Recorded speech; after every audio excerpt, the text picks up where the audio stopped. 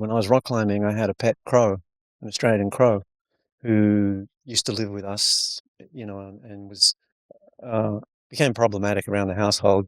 Started chasing my mother and sister around and pecking their ankles and stuff like that. And so finally, he had to go, and I took him out to a cliff. Where am I going with this? Um, what was the question? Doesn't matter. Keep going. Oh, You yeah, took the crow out to no. the So I cliff. was writing about that story and taking him Mm, out to the cliff yeah. and leaving him there.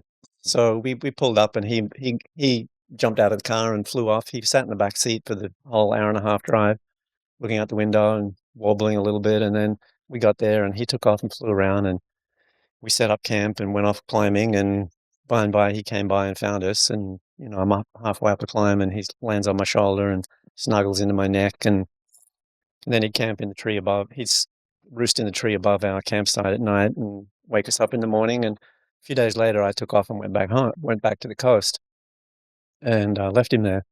And he sat in the tree watching us pack up and didn't come down, didn't try to get back in the car. It was almost like he sensed this was time for change, and maybe he'd met some crows there or something. But and I drove off, you know, and never saw him again. I heard that he stayed around for a little bit. There were some German climbers there at the time, and they said he stayed for a few days more, and they didn't see him again.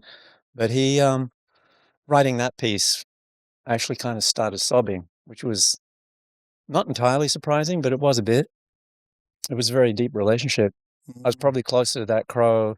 That crow showed me more affection and love and trust and connection than pretty much anything ever. Anyone, Than any human. yeah, Right. before or since.